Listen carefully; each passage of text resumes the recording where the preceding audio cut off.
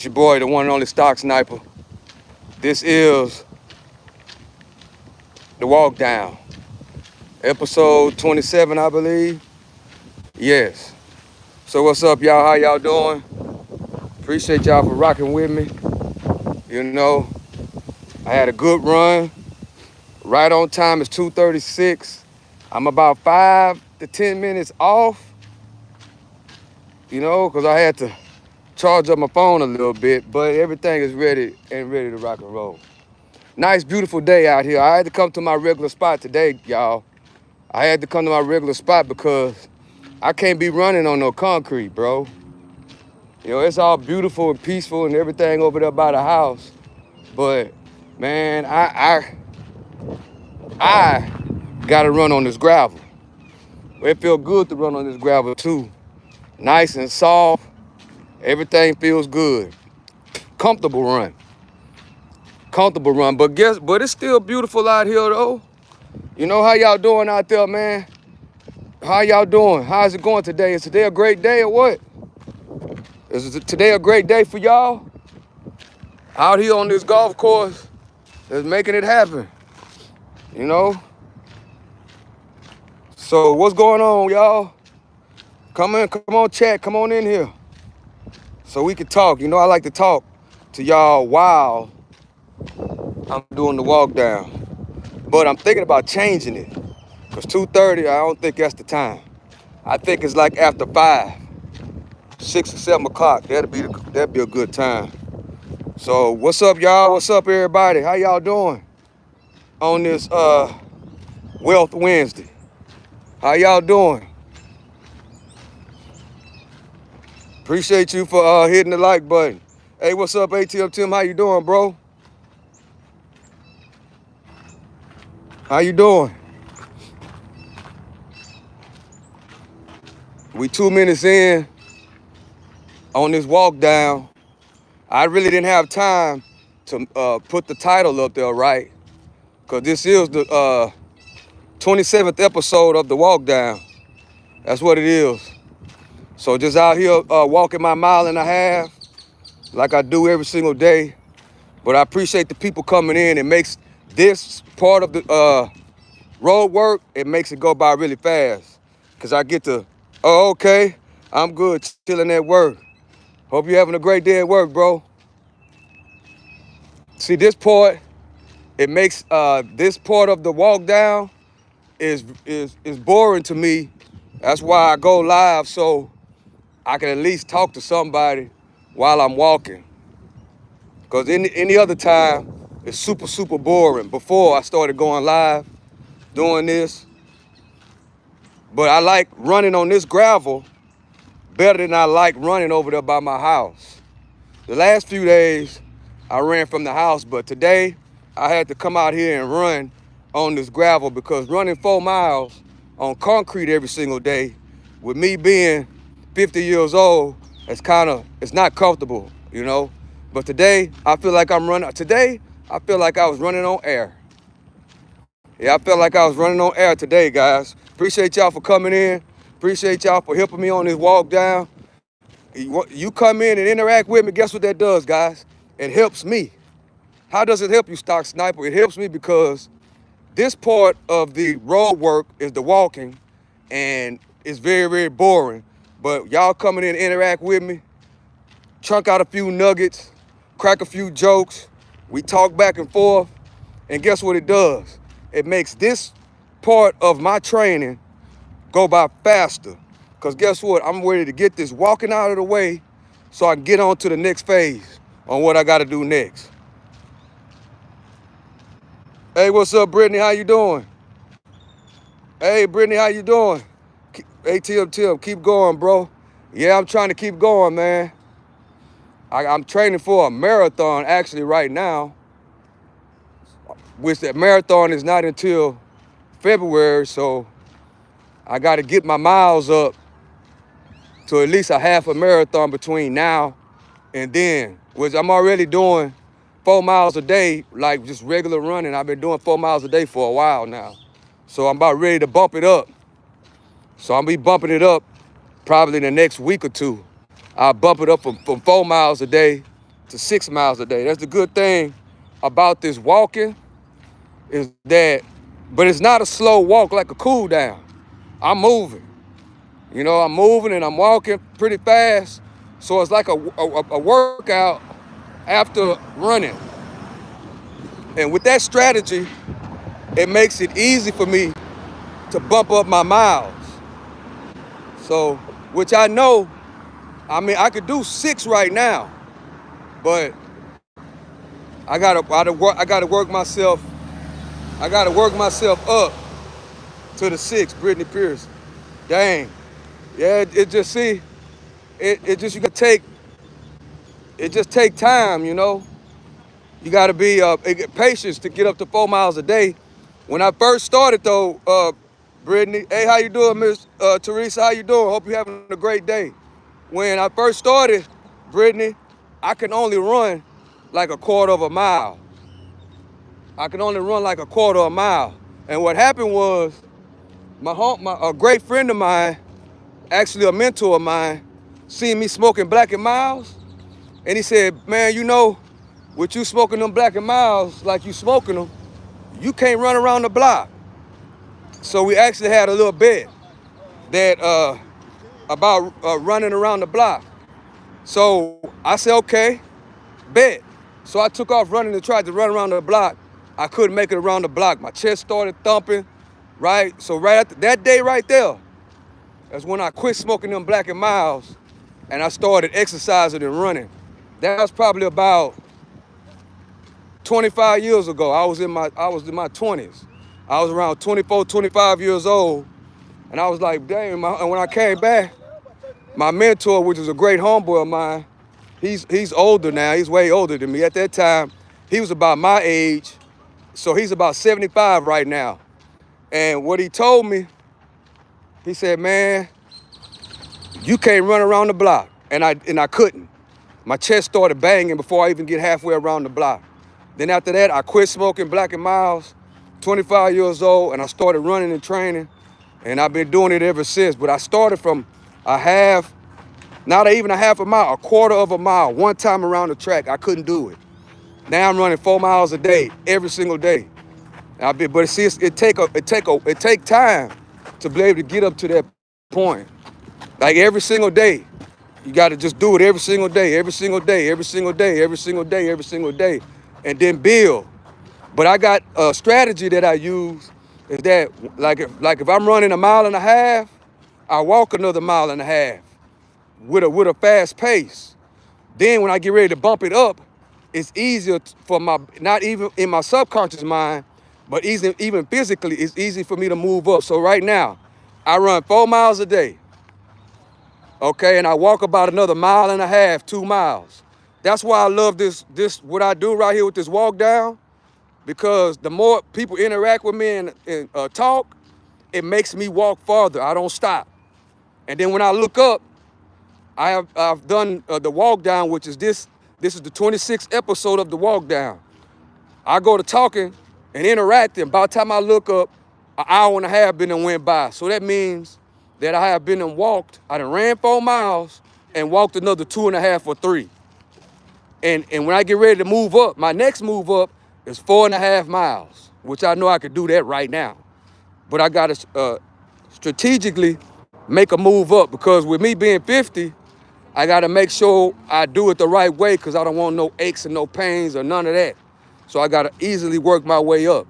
So in the next couple of weeks, I'm going to go up from this 4 miles to 4.5, or maybe even 5. I might just skip the 4.5 and go straight to 5. And then just keep my walking right around the same. Because I'm kind of at that right now, because I'm walking and I'm walking fast. You know, I've been live for not even 10 minutes. And, well, this little circle right here is like 1.25 miles. So I'm walking kind of fast. And it helps. And it helps me out real good.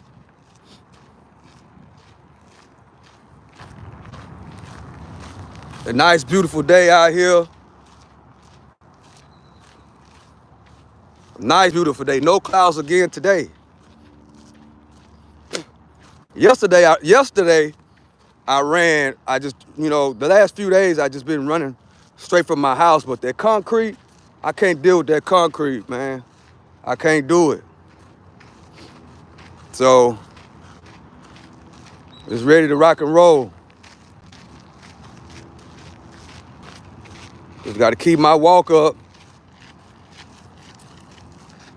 Trying to get this over with. I got to get done with this by 3:30. Once I get done by 3:30, yeah, I'm on a time schedule right now. I got to be done with this by 3:30.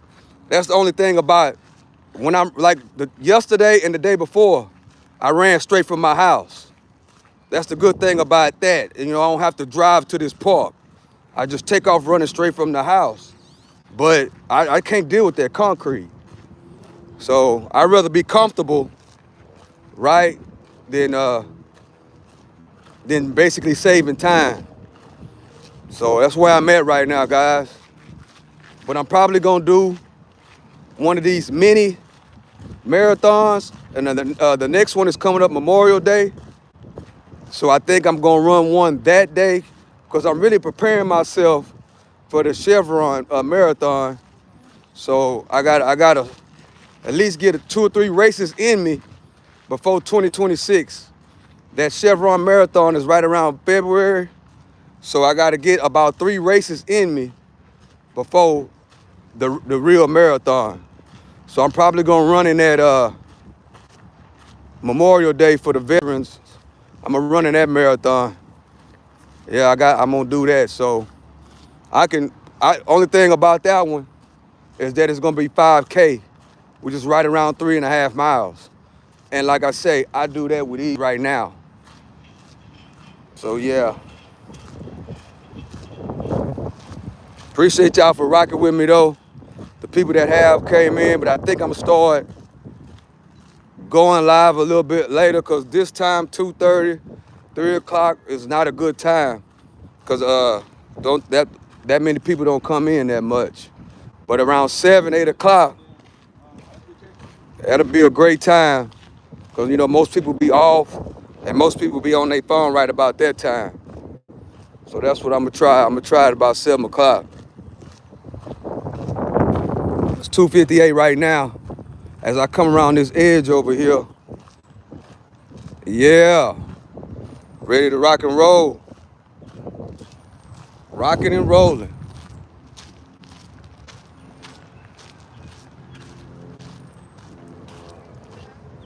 Appreciate y'all for hitting the like button, coming in and tapping in with me.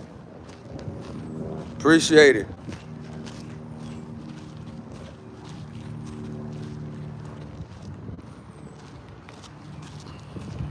We're coming up on 15 minutes in on this walk. Feel real, real good too.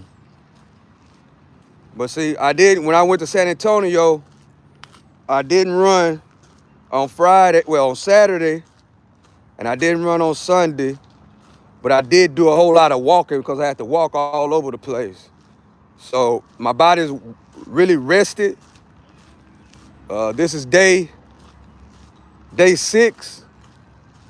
Really, it's not day 6, but it's day 6 since I made the announcement and I made the decision to enter into that marathon. Somebody asked me to enter it, and I said, okay, might as well. Somebody that I talked to out here while we running. Yeah, he brought it up to him, and I said, sure, I might as well. I've been wanting to do it anyway, but now's the best time. I'm already halfway there because I do 4 miles every single day. So I just got to work my way up to the marathon limit. So that's where I'm at right now. This is day 6. So ready to rock and roll.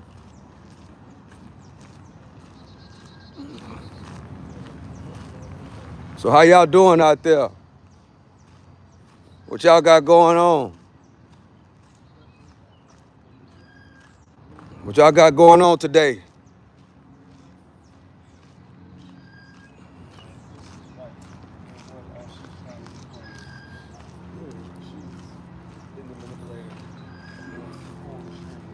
Getting ready to hit around this corner right here.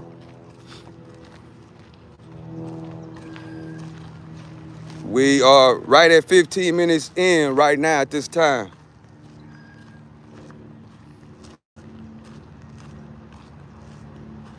Man, it's beautiful out here today. Only thing is that heat coming up, 100-degree weather, still got maybe a couple of more months before that happens. And yes, of course, if you've been watching the walk down, and you've been watching the channel, you know I be out here running in that 110-degree heat. That's another thing too, I use it as my advantage because those marathons, they usually be early in the morning, 7 a.m., 6 a.m., 5 a.m., depends. So it's automatically gonna be really, really cool. So with me running in this heat element, it helps out. Cause I go out there and it's 70 degrees, 60 degrees, 50 degrees.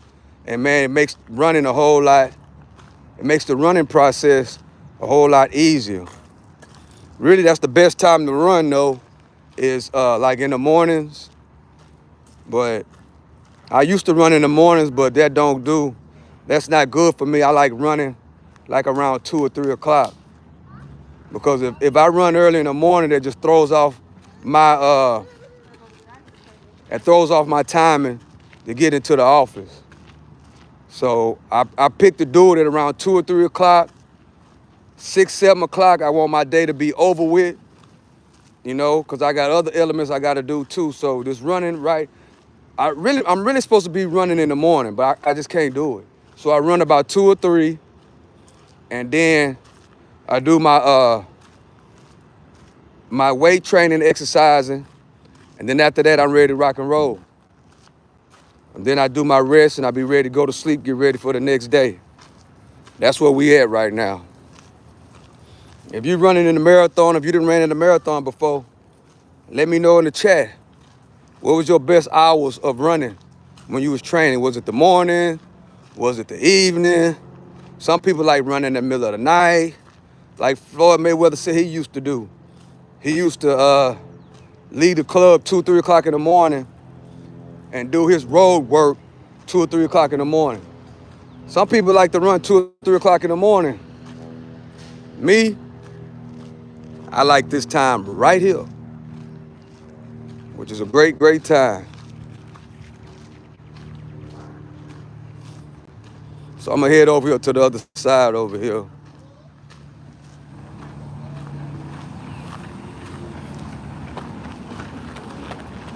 As you can see, boy, out here in H-Town, we like to get our exercise on. Yeah, in H-Town, we like to get our exercise on, guys. We like to get active. We like to stay active out here.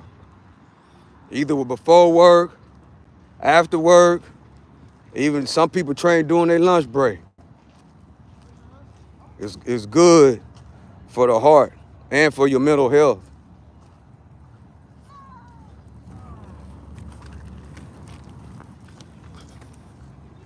Yeah, it's really good for your mental health.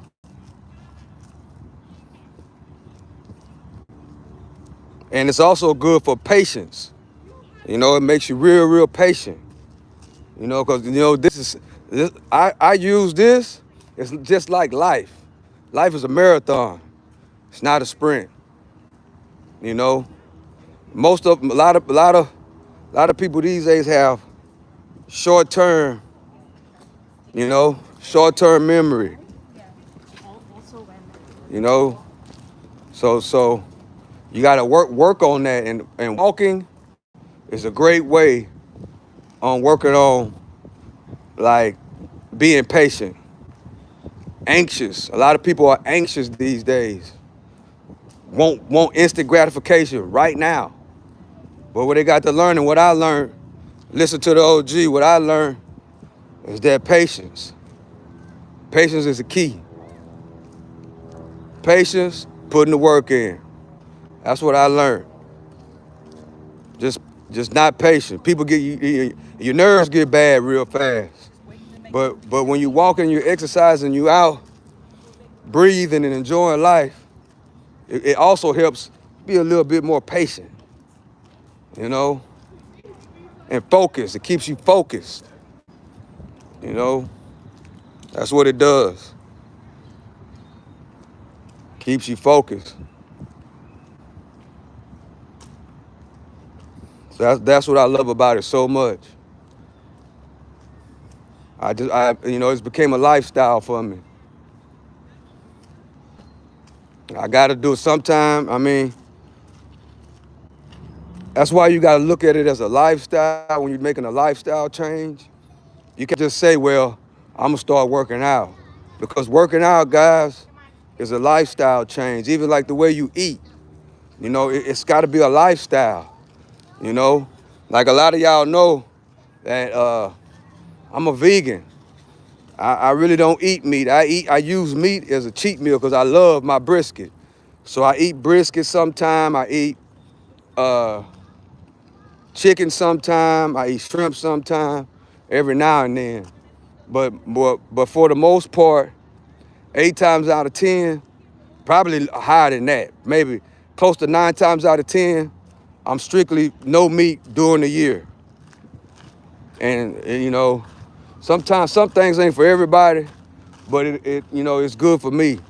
All that meat, it don't work good with my body.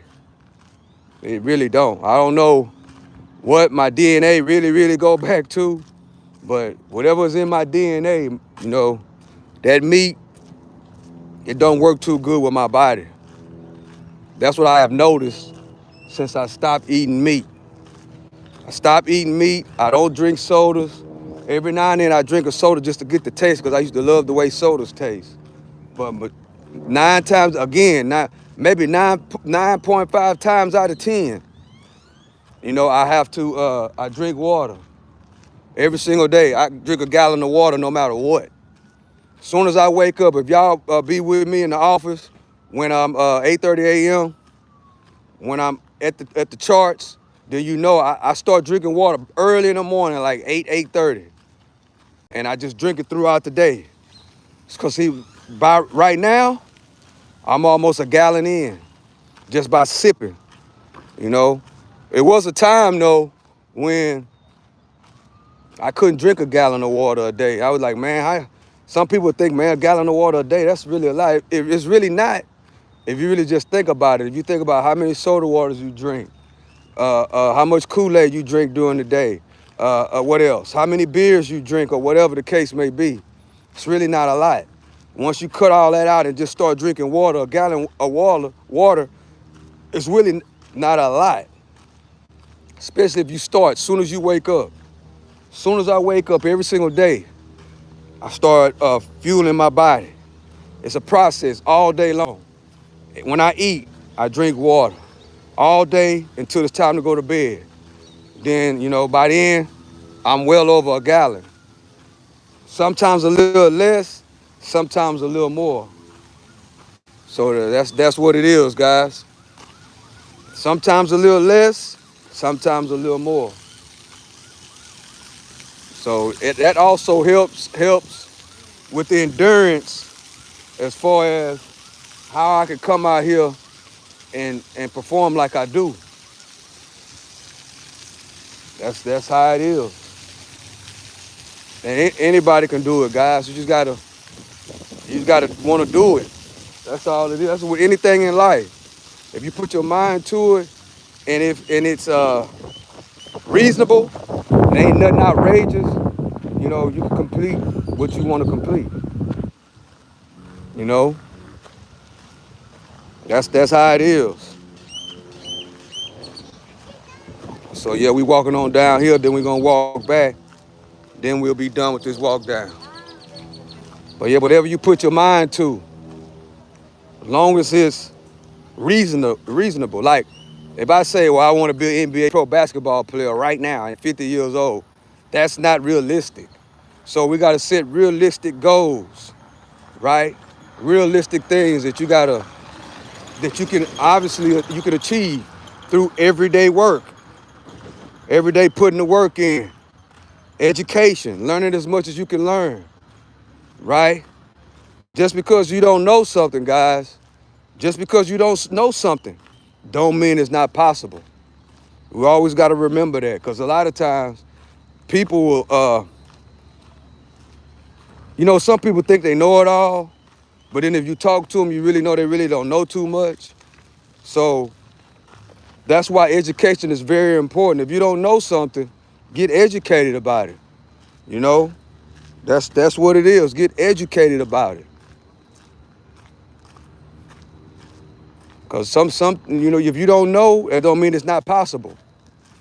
So you got to get educated. Education is one of the most powerful things, right? When it comes to being successful. Education is number one. You have to be educated. You have to be willing to accept the knowledge. You got to be able to put the work in, but you got to be able to know. And the only way you're going to be able to know is through learning. And learning is through education. That's the only way.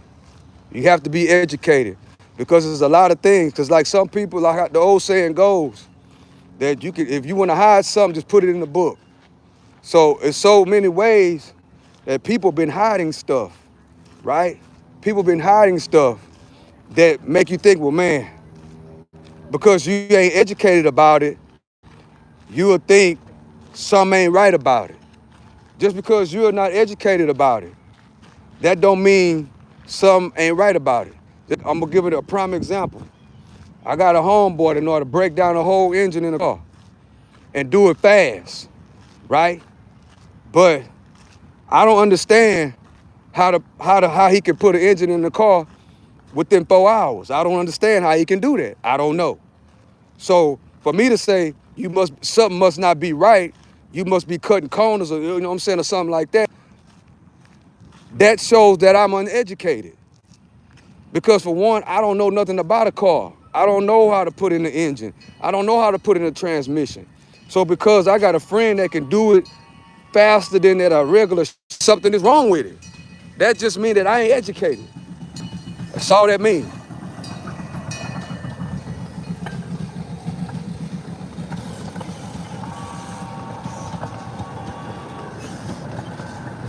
That's all it means, guys. That's all it means. But the good news is you can educate yourself. You just educate yourself. If you don't know something, then look in that book and read, research, right? Talk to somebody that can show you things that you don't know. You know, man, I thought that this was impossible. Well, don't think negative about something that you don't know about. Listen to the OG. Don't think negative about something that you don't know about. All because you don't know it, you think something wrong about it. I know so many people that because they so much of a know-it-all, they think they know everything, that when they don't know something, they think something wrong. I know so many people like that, bro. You know what I'm saying? And one thing, man, and if you do know something, don't think you know it all. Don't. You know what I'm saying? I know a lot of different things. I'm 50 years old. I know a lot. You know what I'm saying? But I don't think I know it all. And I don't come across as if I think I know it all. You know what I'm saying? You have to be willing to take in information. That's one of the best traits you can have. If you can give information, you got to be able to reciprocate it. You got to be able to also accept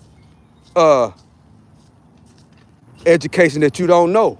That's what makes me so good of a teacher, right? Is because I have the ability to not only teach, but I have more of an ability to learn, right? And put that into my arsenal so I can do what? Tell it to others.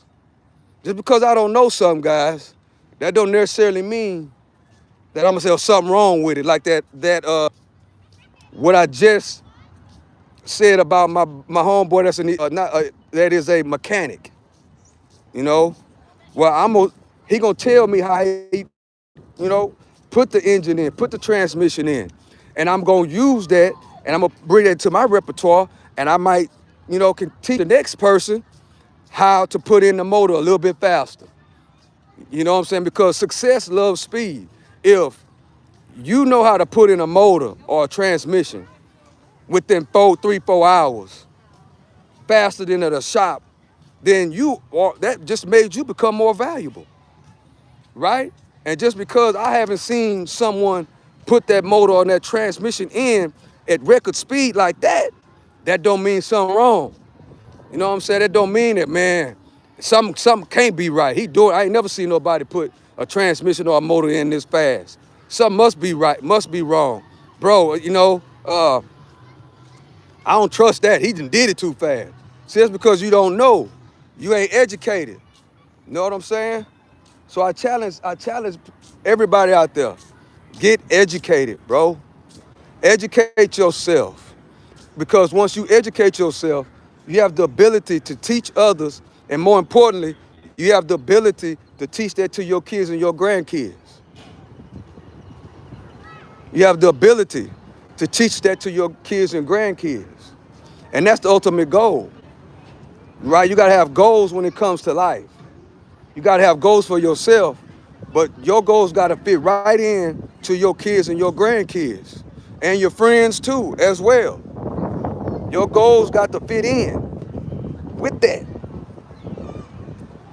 You gotta fit in with it and have good principles, right?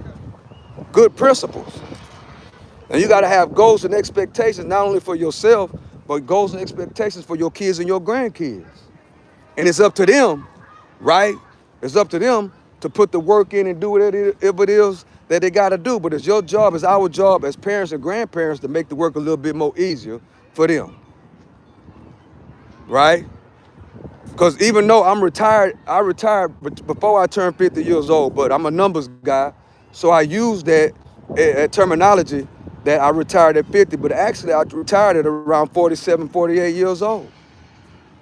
But of course, I didn't do that all on my own because I had parents and grandparents that already put me in the position where I can do that if I choose to, right? I'm gonna say that again.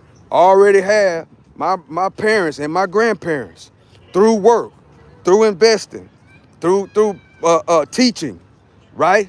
They made it possible. Long as I put the work in, long as I do what I'm supposed to do, they made it possible where I can retire at 50 years old.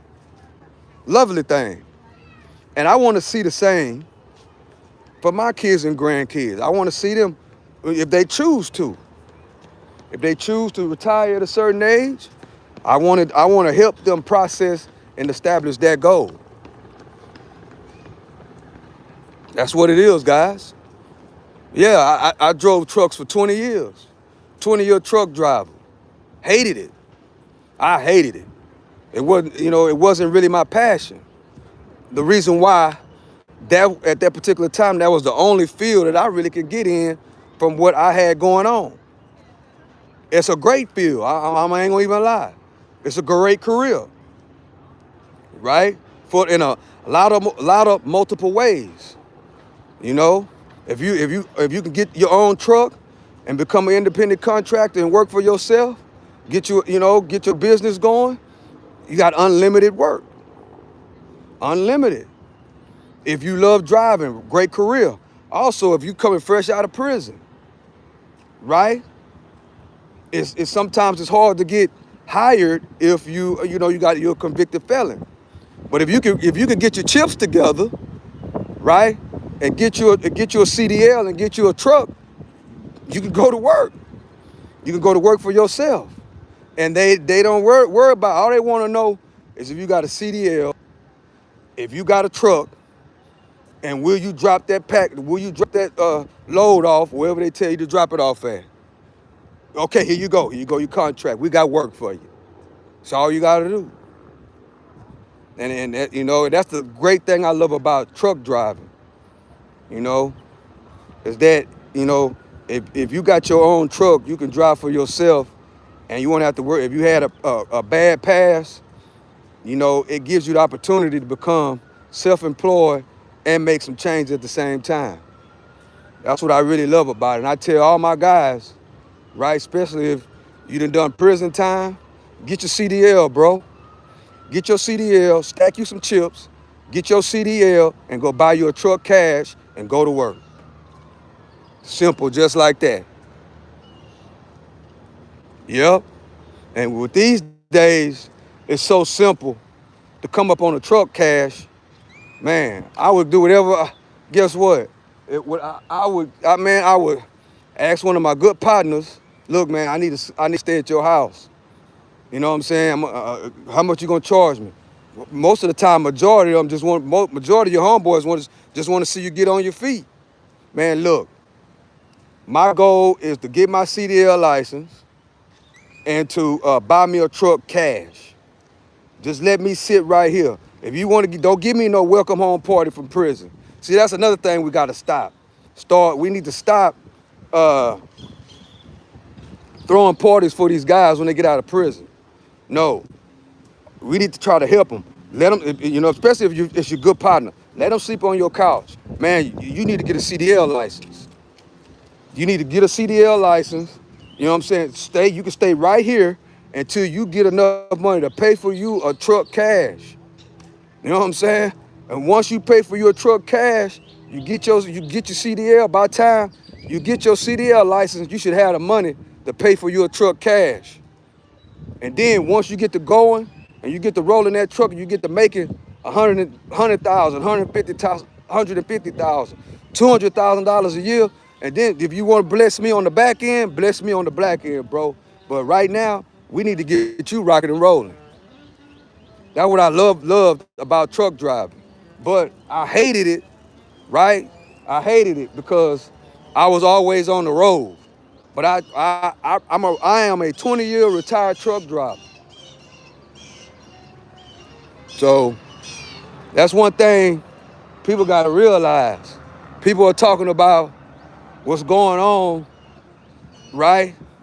See, the things that's going on right now, they've been going on, bro. They've been going on. Take it from the OG. I remember when gas was 99 cents. I remember when a loaf of bread was 50 cents. You know what I'm saying? Prices gonna always go up. Yesterday's prices are not today's prices. So in business, yesterday's prices are not today's prices. That's just what it is. What I charge, like if I cut hair, right? As another example, if I cut hair, well, I've been cutting everybody's hair, right? Now I done went to school and got me a barber's license. Okay, once I get my barber's license, guess what? Them haircuts ain't $5 no more. They 15 and 20, right? Same scenario, guys. Same thing. But the thing is, they want to keep us scared.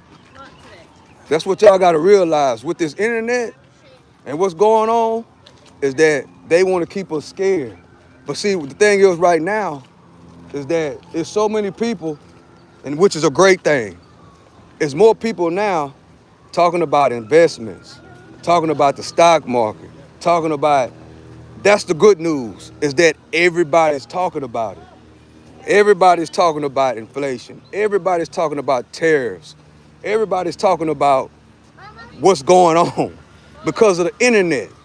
So that's why I try to tell y'all, the internet is a tool. Don't use the internet for no negativity, right? The internet is a learning tool. You got to learn. Use it to learn. Don't use it for no mess and drama or things that really don't make sense. You know what I'm saying? But the good news is everybody is talking about the stock market. Everybody talking about the stock market. Man, I know it's dudes that's talking about the stock market right now that was never talking about the stock market in the 90s. Never, ever. Bro, they talking about the stock market in the hood. Yes, I said it. They talking about the stock market on the block. They talking about the stock market in prison. They talking about the stock market in the county jail. Everybody talking about the stock market, bro. Everybody. And guess what that means, guys? That's good news. That's good news. Why is that good news? Because that's always been a secret. It's always been a secret. We got people talking about 401k plans. We got people talking about IRAs, right? If you agree with it or if you don't. The thing is, we talking about it.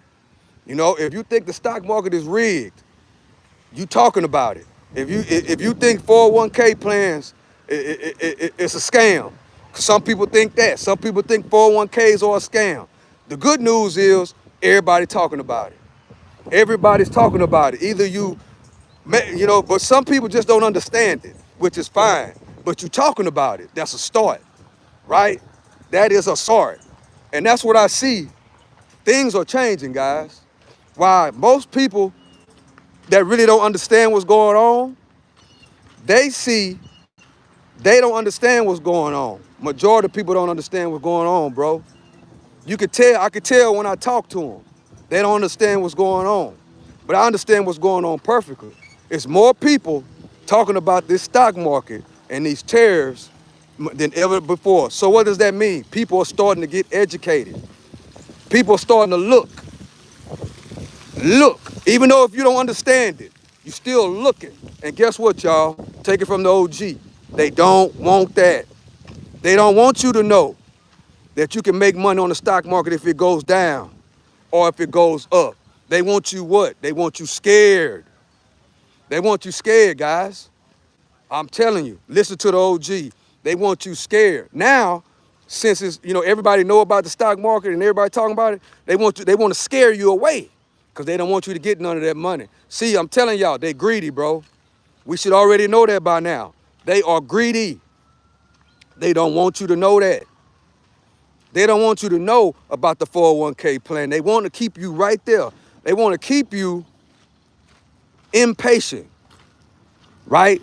They want to keep you running a sprint and not a marathon. They want to keep you running a sprint and not a marathon because guess what?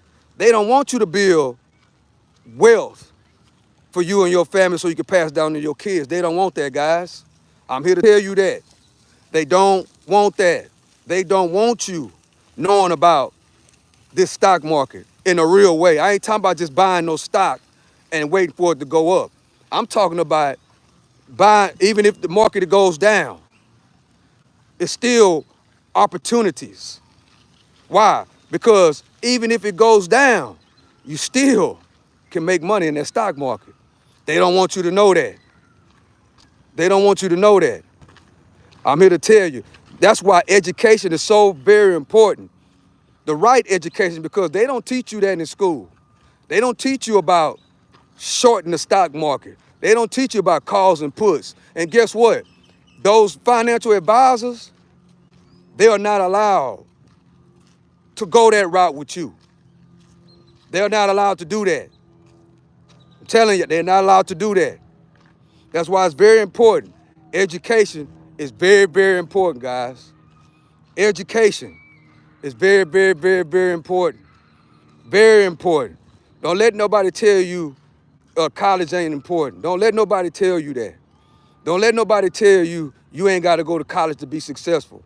What is college? College is education, bro. Long as you pick a field that you could go in, that's high demand, right? Go to college. Get your education because at the end of the day, if you got a high demand skill that you got a degree in, guess what? When everything hits the fan, you can always go back to your education. You can always go back to your education. Don't listen to what they say. You know what I'm saying? Even though, don't get it wrong. I'm a numbers guy. So if you go in with statistics, how many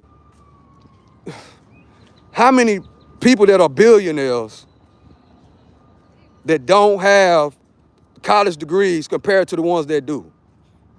Yes, it's guys that are billionaires that don't have college degrees, but guess what? That's just like trying to pick a needle out of a haystack, guys.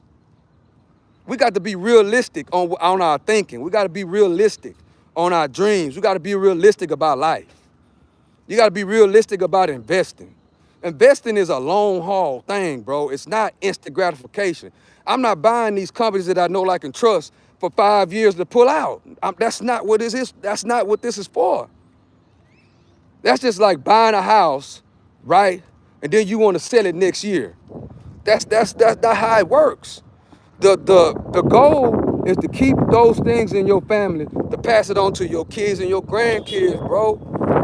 That's the thing. See, most of us, that's why they have our way of thinking so short term. So short term. That's why they got these reels, they got these, what else they call it, reels, and they got these shorts on the internet and on his phone. It shortens your attention span, right? It shortens it. Most of our attention spans, that's why the music, the music that you listen to, them songs ain't no longer than 2 minutes right now.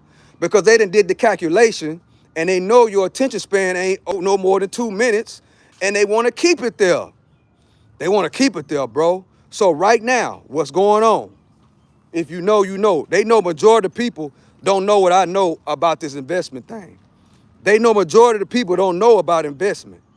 Most people don't know that you can make money on the stock market if it goes down. You got people talking about that, but don't even know that that you can make money on the stock market if it goes down. But don't worry, that just means that you need to educate yourself before you go to talking about it. You got to get educated. Before you go to make a educated guess, you got to get educated on what's going on.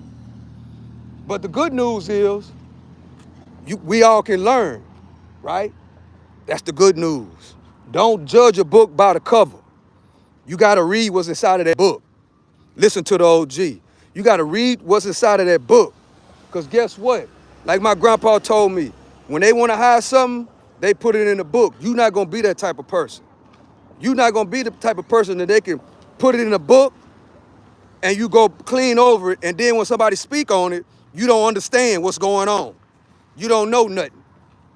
You know what I'm saying? That's what you don't want to be at, that state of mind, bro. You don't want to be at the state of mind where if I don't know something, something got to be wrong with it. That just means you just don't know, and you just need to educate yourself. Educate yourself on what's going on. See, a lot of us, I ain't gonna even say that, but we got to educate ourselves, right? A lot of us are ashamed of what we don't know, right? You don't want somebody to know more than you. You get ashamed if somebody know more than you. Or somebody know more than you, but you want to act like you know what they know, and you absolutely don't. That right there is not a good skill to have, bro. To have a closed mind is not a good skill to have. To think because you are too scared to tell somebody, I don't know nothing about that, man. I want to know though, could you educate me? Could you tell me? I want to get educated, right? Just like I'm the stock sniper. It's people that come in this chat that give me great ideas, great companies. You know what I do? I call it, they chunk me a bone, right? They throw me a bone. It's something that I don't know about, and I go take care of my business. I'm good at gathering information and then pushing it back out. I'm good at that. That is one of my best traits, is that I know how to humble myself. If I don't know something, because I call myself the stock sniper, if somebody come in this chat and tell me something that I don't know, guess what I'm gonna do? I'm gonna make a move. That's why I love my chat. Shout out whatever skunk. She don't even come in here no more. But she came in here and chunked me a bone. And guess what I did? I capitalized on that bone. Napoleon came in here, chunked me a bone. Guess what? I capitalized on that bone.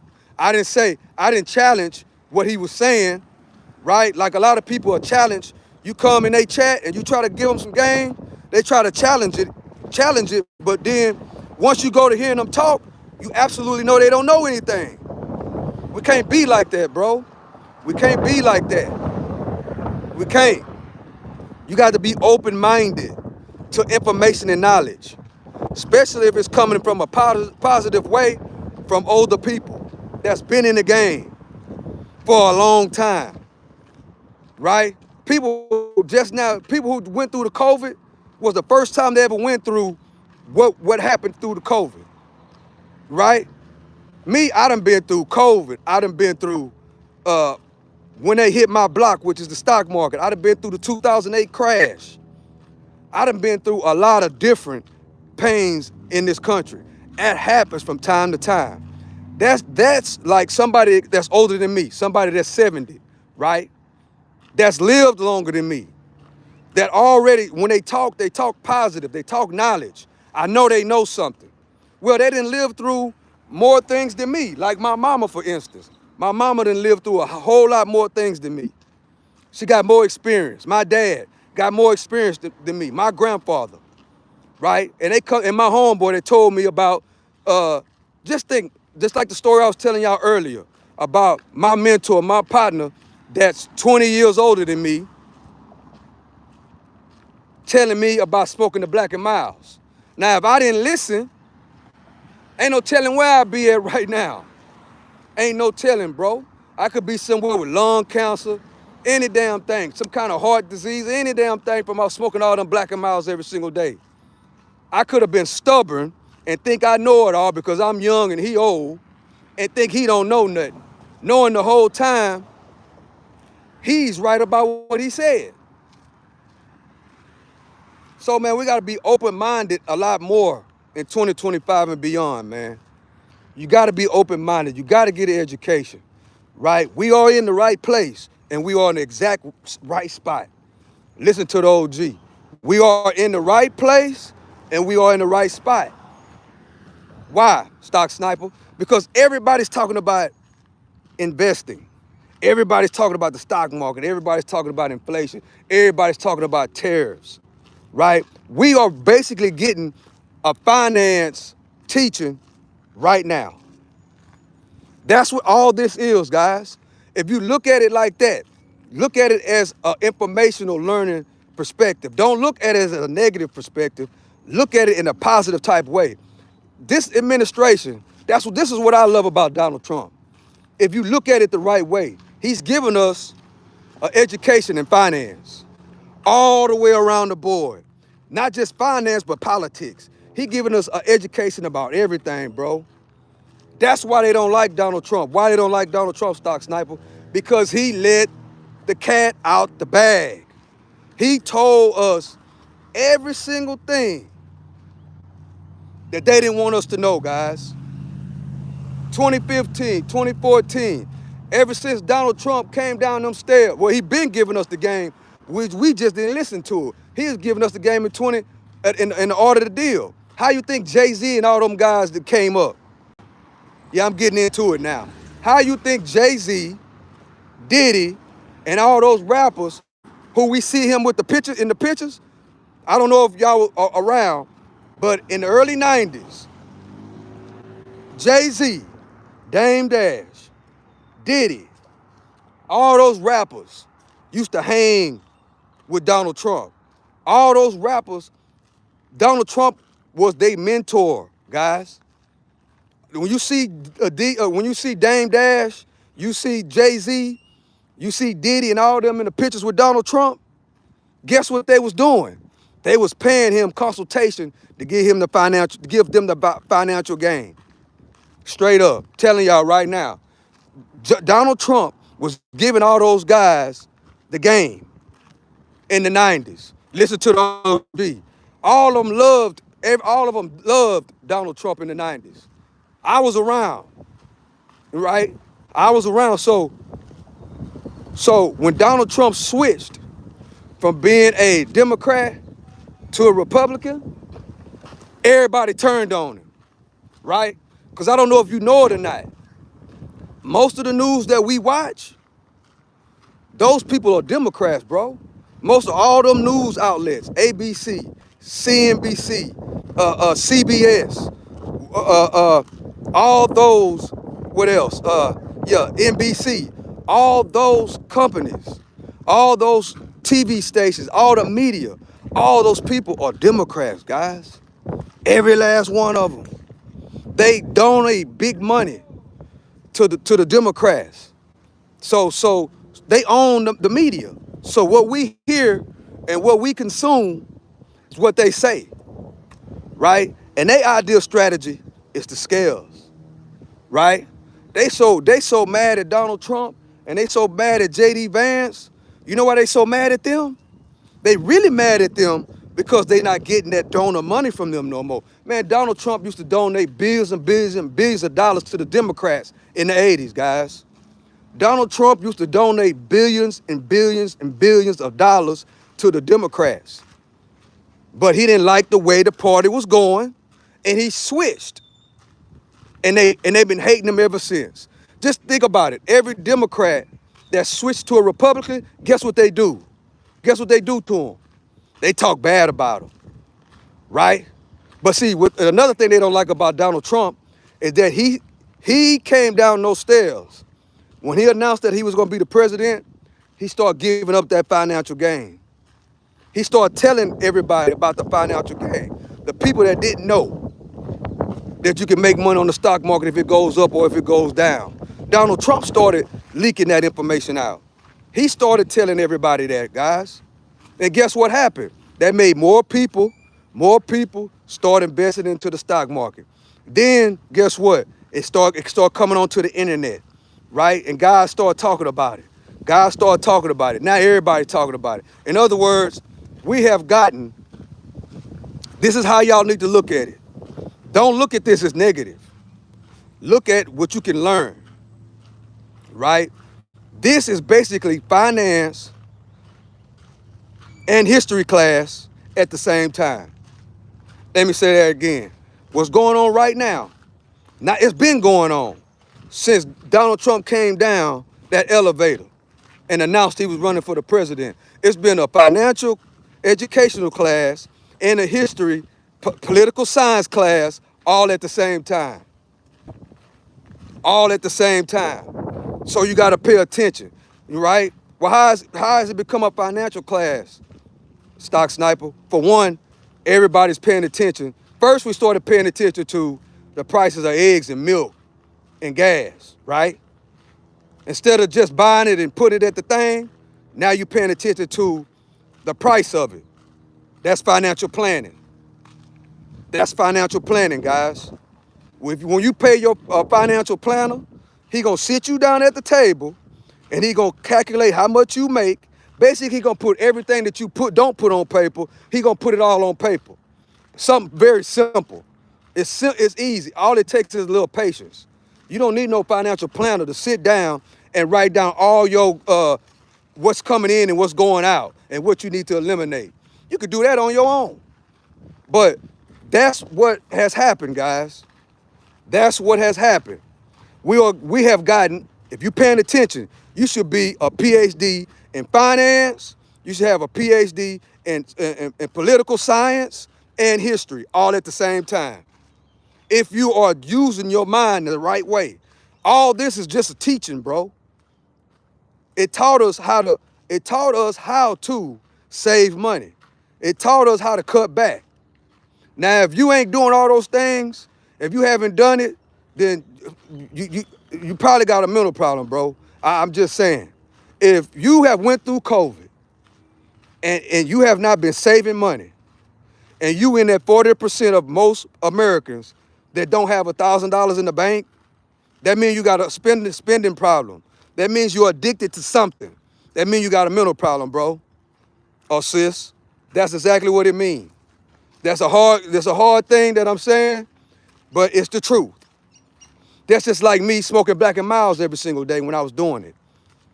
I was addicted to smoking Black and Milds. So my homeboy and my mentor came and told me, bro, you know you can't, if you doing all that smoking, he told me this when I was 25 years old. If you know you're doing that smoking, you can't run around no block. Now, if I would have, when I took off running and I didn't run around the block and I found out that my OG, that my mentor was right about what he told me about smoking, I'd have kept on smoking. And no telling where I'd be at right now at 50 years old, right? So that's a habit, bro. That's a habit that I had to break. So that's the tough conversations we gotta have. Everybody make money.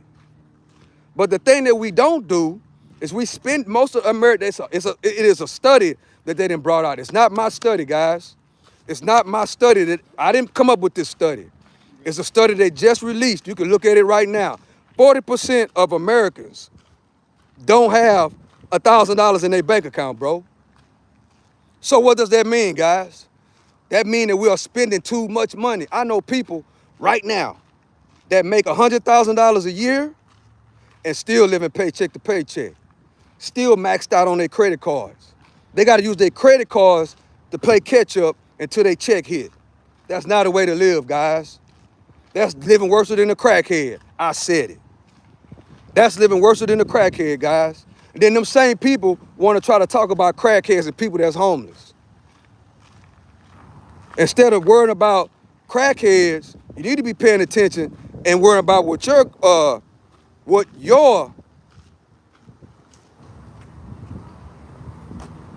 habits are. That's what you need to be worried about. What are your habits? If you're making $100,000 a year and you using credit cards to back up to pay catch up till you get another check, you got a mental problem. And that's just the best way I can say it, bro. Got a or sis or whoever, you got a mental problem, man. Cause the blueprint, the American dream that was sold to me by my grandpa and my family. Guess what? My grandpa owned every damn thing. He owned the house. He owned the car. He didn't owe nobody. That's the game that it was given to me. That's the American dream, right? But just so happened, when the 80s and the 90s came, that dream got dismantled. And a lot of people didn't grow up with the American dream. So the American dream that was probably sold to majority of the people is not the real American dream, bro. It's not the American dream. I'm living the American dream right now. I'm living it, guys. How are you living it, Stock Sniper? For one, when my grandfather and my mama and my daddy, my grandma told me about the American dream, they told me to get out. My grandfather told me this when I was a little bitty boy. Get out. Go make a earn. Spend less money as possible. Literally, this is exactly what he told me. For every $12 that I pay you for the chores that you do, you better be putting $7 inside of that drawer. Every single time I give you $12. See, guys, he paid me $12, my grandfather. He paid me $12 for every time when I took out the trash and when I raked the leaves, when I cut the yard and these type of things. When I did the chores, basically, he gave me $12 a week. But the extra part, which was more important than the work, this is exactly what he told me. This is more important than actually the chores. When I give you this $12, you better put it in it. You better put $7 in your drawer. And whatever you do with the $5, that's on you.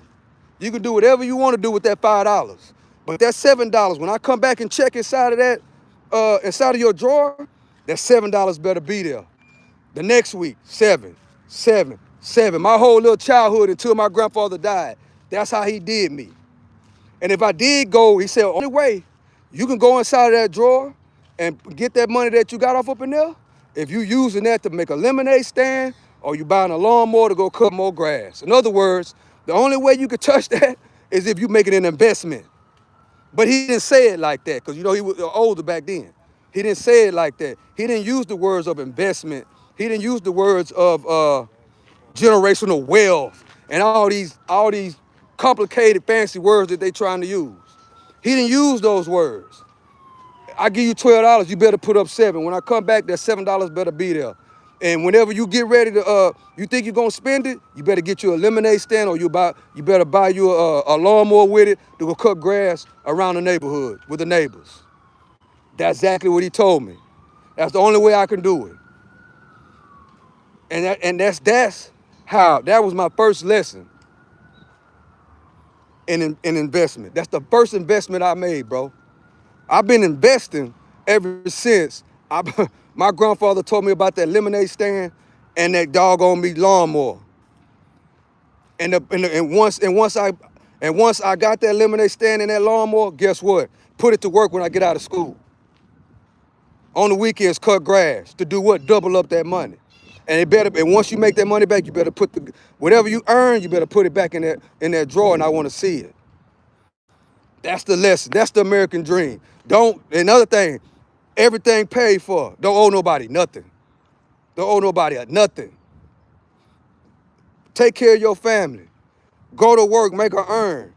make investments, spend less. You know what I'm saying?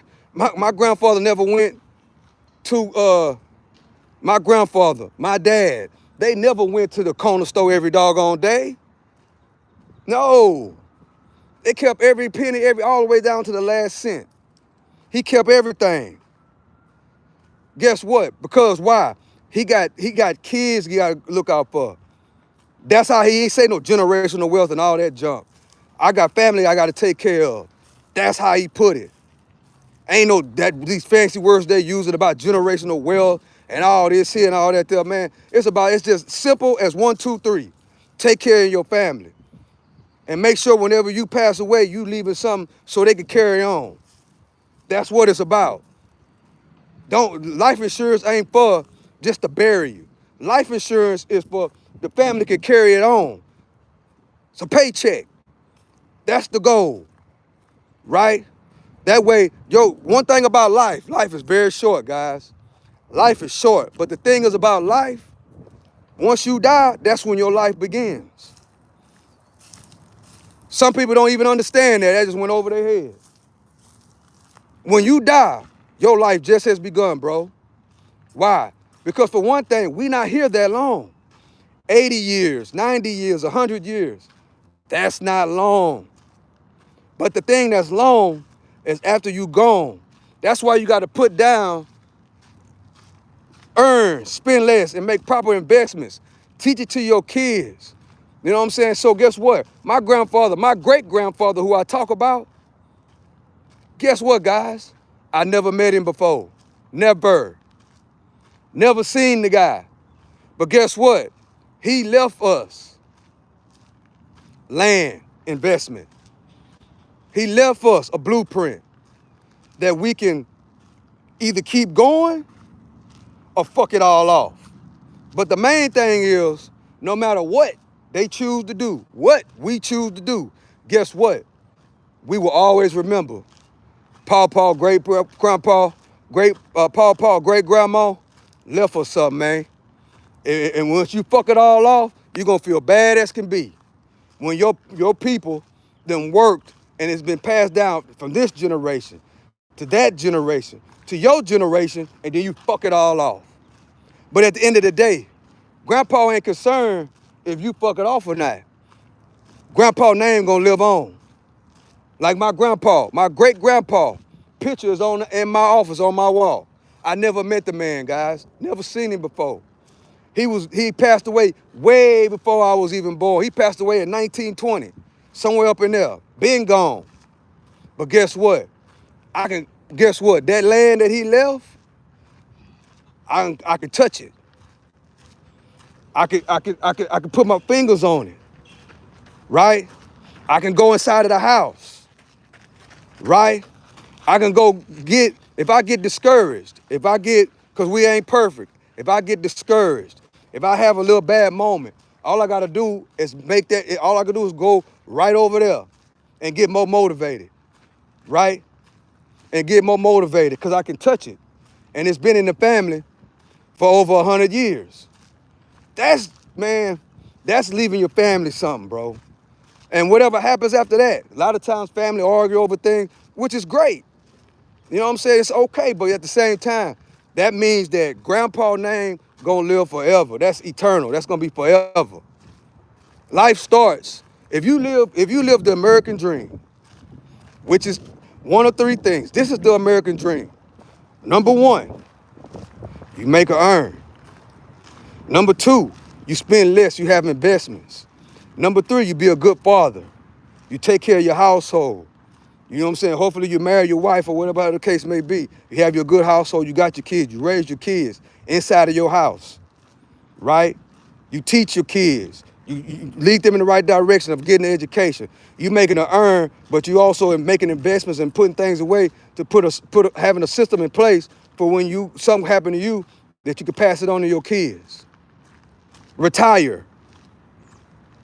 Have a retirement account where you can get a pension from retiring, right? Living a good life. That's the American dream, guys. That's the American dream right there. I'm living it right now. Why are you living this, Stock Sniper? Because I had a great parents, great grandparents, and great parents. My grandmother, my great grandmother, my great grandfather were great, bro. Were great. Gave me the blueprint of the American dream. Don't get it twisted. Spending money every single day is not the American dream, guys. Spending money every single day is not the American dream. There's another study that's out that I'm gonna share with you guys. The lower part of the financial ladder, which most people is below that lower part, which is the bottom half.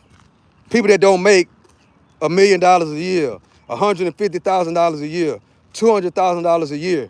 People that don't make that, the people below that spend more money than the people that make more than $400,000 a year. That don't make, just think about it, guys. That don't make sense, right? So the people that got the less money spend the most money, and the people that got the people that got the most money spend less. The people that ain't got no money spend more. Yes, it's a study out. It's a study out. And guess what, guys? That's how they want to keep it. They want to keep you working on a W-2. They don't want you to know about investment. They want you to live in paycheck to paycheck. That's how they control you. That's how they control your mind. That's why so many people are scared right now. Scared shitless. But the thing is, you got to get educated and turn it around. And you can't be listening to what they're saying on this internet. Because guess what? It's lies, bro. It's straight up lies. Don't be listening to what they be saying on this internet. All they gonna try to do is scare you. That's it. Listen to the OG. It's a scare tactic to keep you right here, to keep you down here. It is a scare tactic. All you gotta do, just like I walk and I run and I do all this exercising, that's how you gotta play life. You gotta play life for the long term, not for the short term. They want to keep you short term. They want to keep you living paycheck to paycheck. Because when you live in paycheck to paycheck, they control you. Right now, the most people that's scared right now is the people that's living paycheck to paycheck. If you ain't got $1,000 in your bank account, you scared as hell right now. Scared. But don't be scared.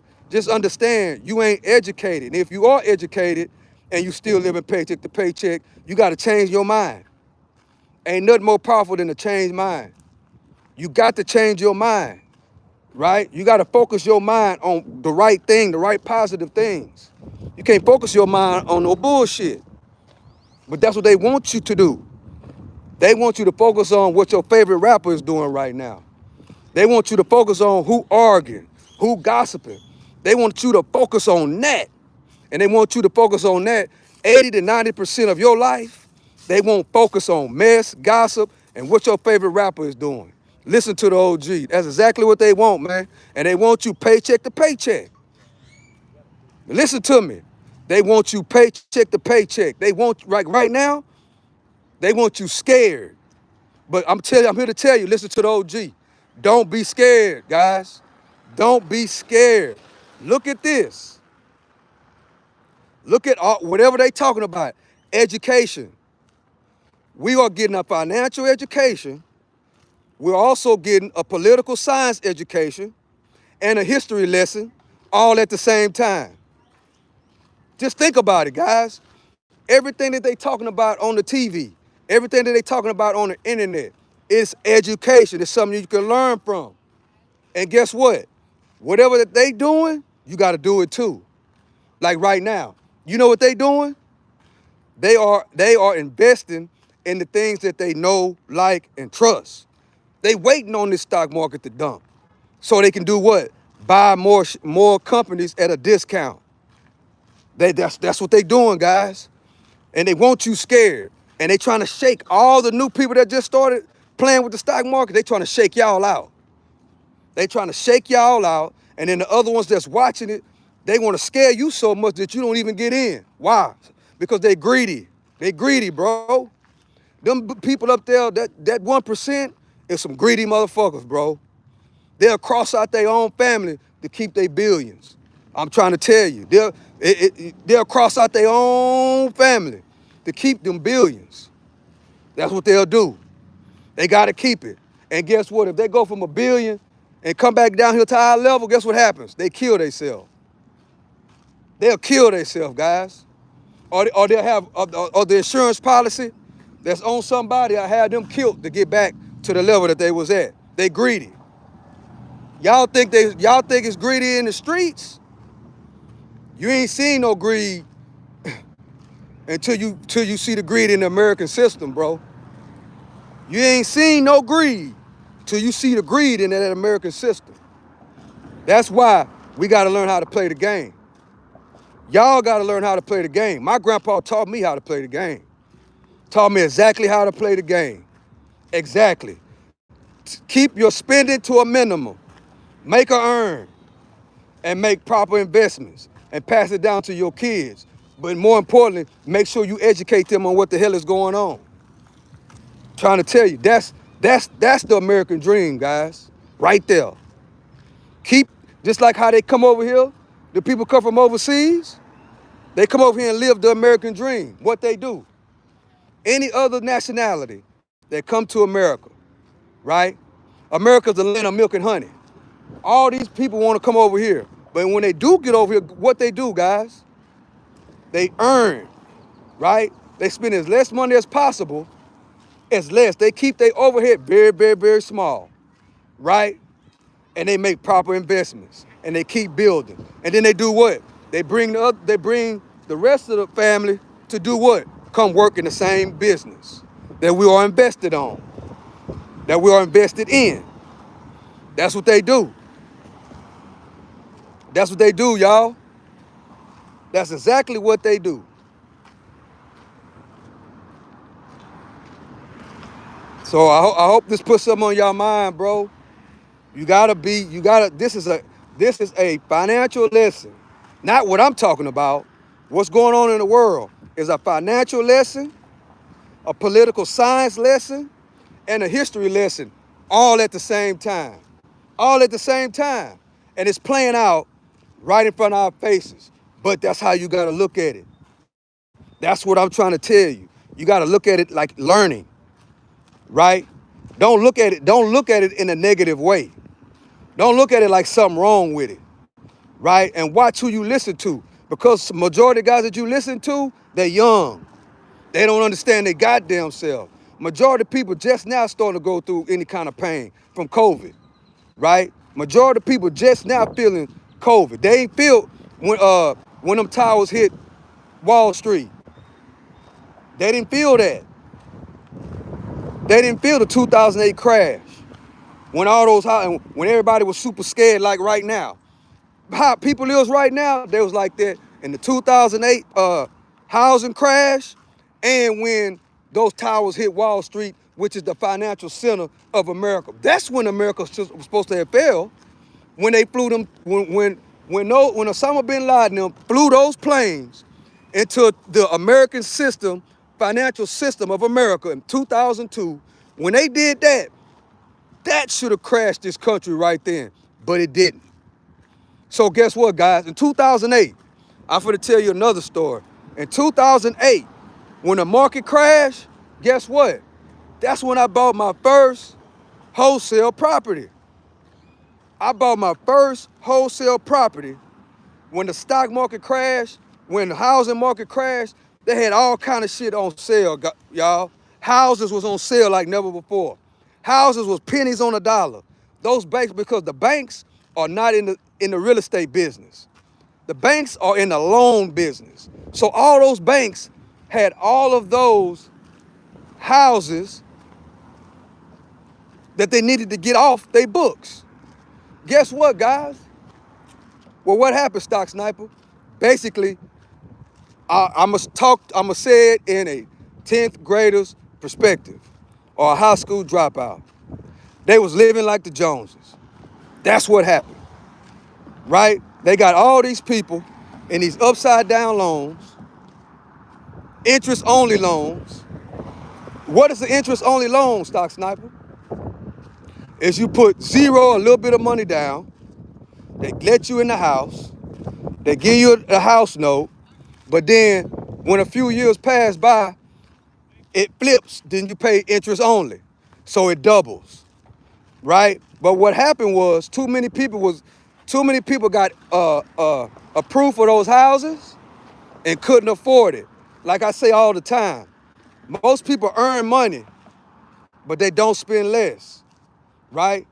They want to live like the Joneses. They want everybody to think they balling. You know what I'm saying? They want to, when somebody, oh, this is a pretty house. And, ooh, and from the outside looking in, it looks like you got it going on. But at the same time, you don't know that on the back end, well, not even the back end, the middle of the contract, that's when that interest only pops in.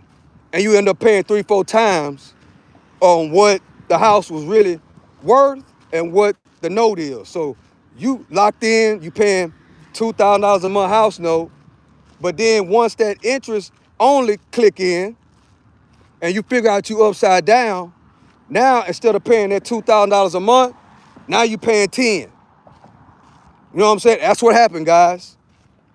That's what happened. Nobody read the fine print on the loan. They just wanted to get in the house, right? And then majority of the people had those type of loans. And guess what happened?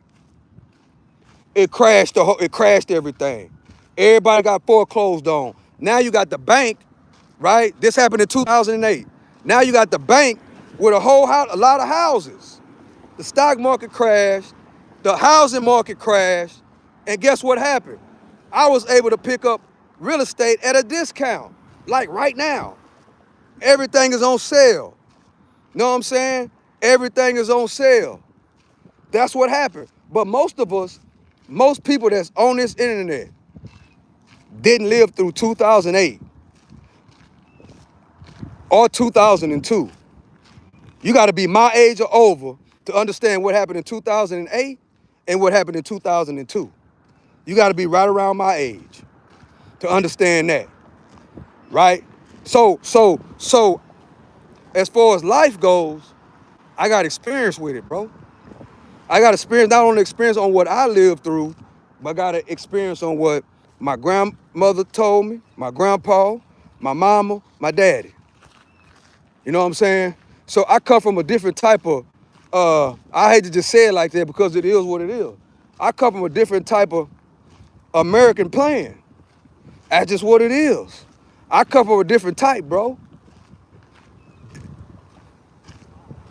So if you think the American dream is dead, that means that you never knew what it was in the from the get-go. You don't know what it is to be passed down, stocks, real estate, right? You don't know what it is to be passed down houses. You don't know what it is. That's half of the American dream, if not the whole thing, right there. To make a earn, take care of your family, right? Own your house, make proper investments, teach your kids, leave something to. That's the American dream. So when somebody says the American dream is dead, I got a question. What dream you got sold? You know what I'm saying? You didn't get sold the real American dream. You didn't, bro.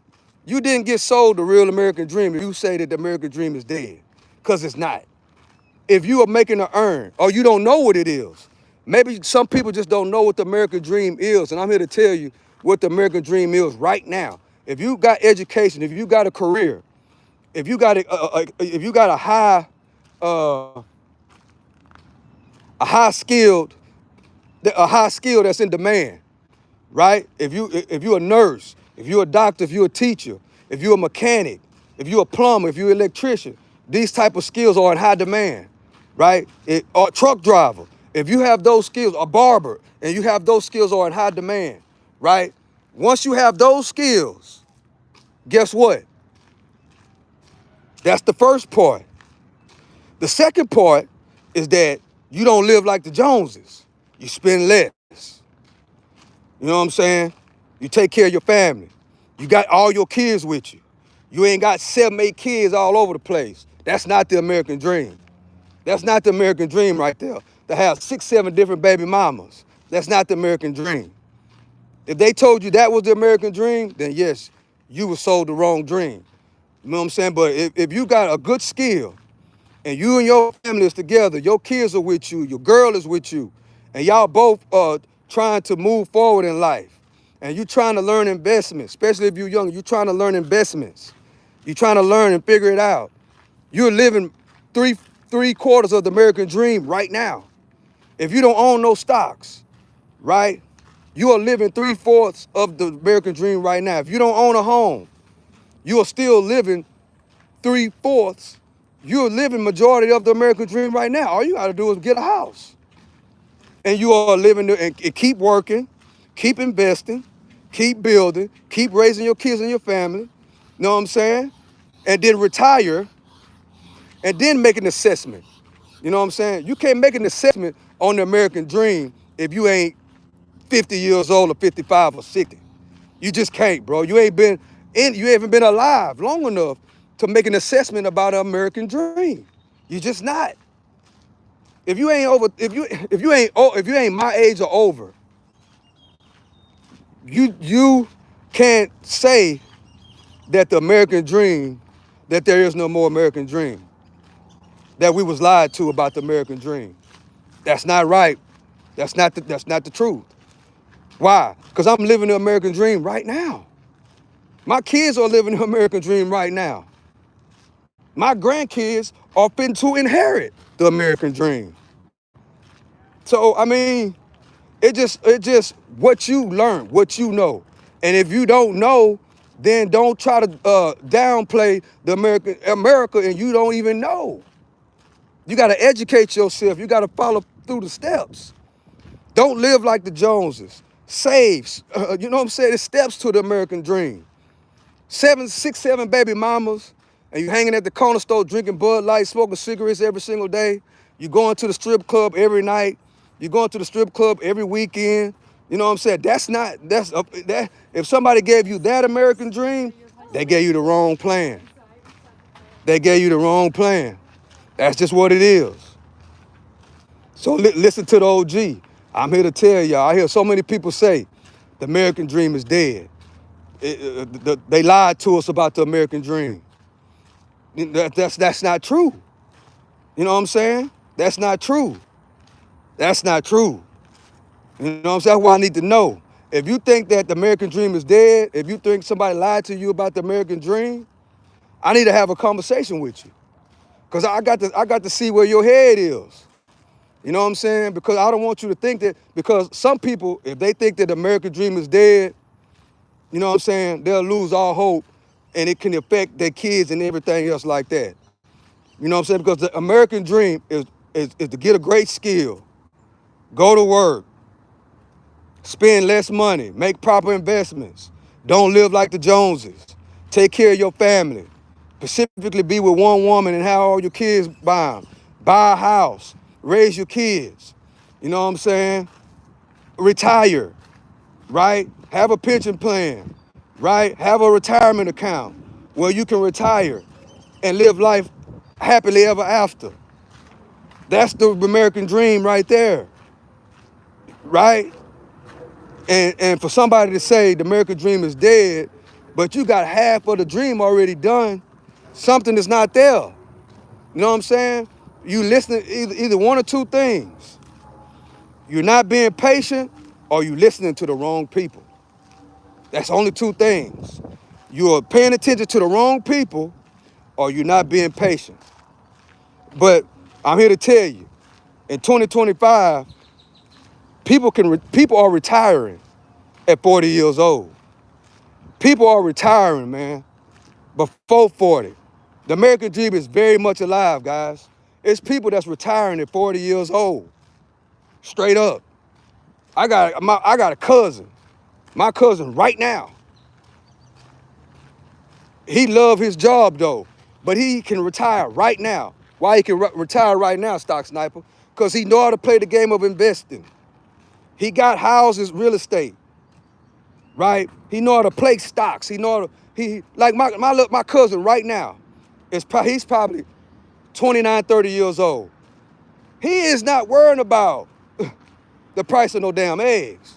He is not bitter and complaining and you know what I'm saying about what's going on with this tariff shit like everybody else. Why? Because he know how to play the game. Right? He's already in the game. See, in this, it's another thing that I'm gonna tell y'all. You got to get out of the consumer mindset. You got to get out of that consumer mindset. You got to figure out a way. Okay, if all this is going on, I need to figure out a way. If you don't know, you got to figure out a way that you can prosper for you and your family. You got to figure that out. That's where your mindset needs to be, because guess what? When things like this happen, just like I told y'all in 2008, 2002, I capitalized. COVID, I capitalized. So it's about what you know. It's about what education you know. It's about putting the work in. It's about being positive. It's about praying every single day. It's about keeping your mind clear. It's about who you listening to. That's more important. Who is in your circle? Who is in your circle of people of who you listening to? Right? Because if you got a job, right, and you already got a family, you already halfway, but you young, but you on your way to living the American dream. You're on your way there. You're right there.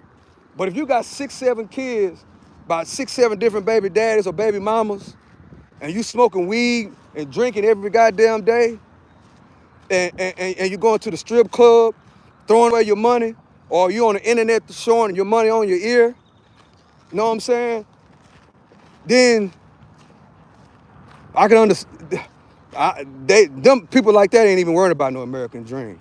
But but if you got 2 of those 4 things that I'm talking about, you're working towards it, guys. That's like my little cousin. He's 30 years old. He can retire right now if he want to. Why he can retire right now if he wanted to, Stock Sniper? Because he got real estate. He got tenants, right? And he know how to play the stock market game. He know how to play the upside or the downside. What I'm talking about. At 30 years old. He ain't talking about none of this negative stuff that I hear a lot of these people talking about. He living his life. You know what I'm saying? At 30 years old, he could choose to retire if he want to, but he don't want to because he love his job.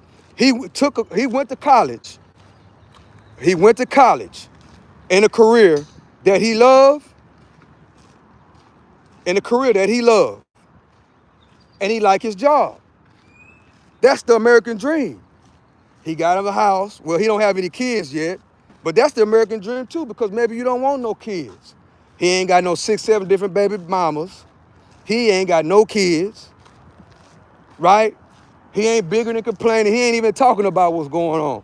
See, guys, just if y'all looking at what I've been showing y'all, the people that I be around, the people that I come across, you don't see no frown on their face. You don't see these people arguing and complaining. The way these people are smiling and looking, like ain't nothing going on, just as happy as could be. Right? They ain't bitter. They ain't pouting about what Donald Trump doing. Who cares? Look, guys, whatever goes on up there will never affect me. Why? Because I make a earn. I've spent less. I've made proper investments. Once you do that, stay down till you come up. You got an emergency fund. You got stock market plays, right? You ain't worrying about none of that, bro. You know what I'm saying? I can't say this enough, guys. They want y'all scared. That's what they want. They want that. We can't worry about what's going on up there. You can't worry about what's going on in Capitol Hill. You can't worry about what's going on in Washington, D.C., bro. You think them people that come over here from other countries, you think they worried about that? They could give a damn who the president is. They don't give 2 fucks who the president is. Because they know they can come over here and make them a business. They can live the American dream, was to earn, spend less, invest, and take care of their family. And live to be old and gray like me. And retire and pass it on down to the kids. That's the blueprint, guys. That's the American dream. You can go to any one of them. You want to know if the American dream is still alive or not? Go to any one of them corner stores that live in any city you at in America. Go to any one of these gas stations. Go to any one of these hotels. Go to any one of these liquor stores, and you'll see right there what the American dream is. Sit down, instead of buying liquor, buying cigarettes, you know what I'm saying? Renting a hotel room. If you see a husband and a wife and kids running around, talk to them, especially in your neighborhood. You know what I'm saying? That's the best place to build a relationship with them people in your neighborhood. Become friends with them. They'll give you the game. They'll tell you. You can have a whole lot. You could be in the hood. You can have a whole lot of negative going on around you. You know what I'm saying? But one thing you do know, you got these people that at that corner store, at that liquor store, you know what I'm saying, that's bleeding, right? And you see their wife and their kids right there. Go in there and talk to them. They living the American dream, guys. They living it. So, I mean, the point is, the American dream is alive and well. This is the best. The American dream is the best it could be right now. Why, Stock Sniper? Because everything is on sale. Everything is on sale. Only thing we waiting to go on sale next is the housing market. That's the only thing I'm waiting to go on sale. The housing market. I caught the 2008 housing market crash. Bro, that's all I'm waiting on. I'm waiting on the housing market to crash. That's the only thing that's holding up. So when they start talking about a recession and all that, y'all can't pay attention to that. Don't pay attention. You know what I'm saying? A real recession, you'll know it. You'll know when it's a real recession. People gonna start losing their homes. Foreclosures gonna go up. You're gonna know about 4 or 5 people that got kicked out their house. The people that was living, that you know that's living like the Joneses, getting evicted by the masses. You're gonna start seeing for sale signs every damn well. Banks gonna be trying to sell you houses. That's when you know people gonna be getting laid off like crazy. It's gonna be hard to find a job. You know what I'm saying? You can't get no job at Jack in the Box. You can't get no job at Whataburger. You can't go to the labor hall and get no job. You know what I'm saying? Nobody will be hiring. That's how you'll know that it's a real recession. You know, and guess what's gonna happen? Even in that, if you gotta come out of living paycheck to paycheck, bro. You gotta come out of that. You gotta come out of living paycheck to paycheck. You gotta come out of living like the Joneses. That's the 2 things you cannot do. You gotta make your money, and you can't live like the Joneses, and you can't be living paycheck to paycheck. You can't do it. You can't. You cannot do it. You can never achieve the American dream if you are living paycheck to paycheck. You can never live the American dream if you are living paycheck to paycheck and you living like the Joneses. That's not a part of the American dream. That's not. It's not a part of the American dream. If you are living paycheck to paycheck and you living like the Joneses, that's not a part of the American dream. And whoever told you that's a lie. That's not the part of the American dream. The American dream is to learn a skill and a trade that you love, or something that you can, a high income skill that's in high demand, right? That's the first step. The second step is to you got a family, you got kids. Have kids for that one person. Make sure that your kids, you living with your kids. Spend less money. Make proper investments. Buy your first house. Stay on the same job, right? Keep building. Teach your kids. Teach your significant other about investments. Pay your house off. Keep working. Retire. Leave your family something. That's the American dream. Anything else is bullshit. America's the land of milk and honey, y'all, and it's more of a land of milk and honey right now than ever before. The thing is, you got to come out of that mindset of being a consumer. That's who getting ate up. The people that got to spend money every goddamn day. Them the people are getting ate up, and it's gonna get worse. Why? Because they're gonna go up on these prices, bro. They gonna weed your ass out. They gonna drain you like the swamp. Donald Trump already said he come to drain the swamp.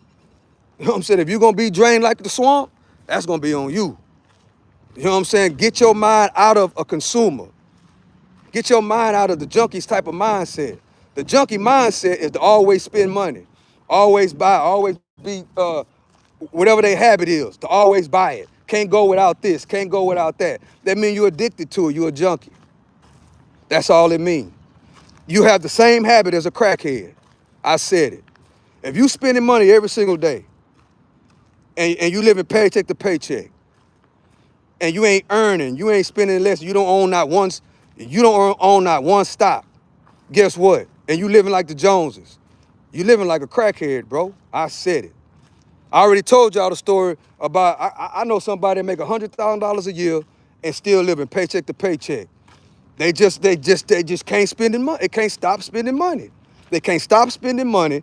They care about what somebody think about them on the outside, right?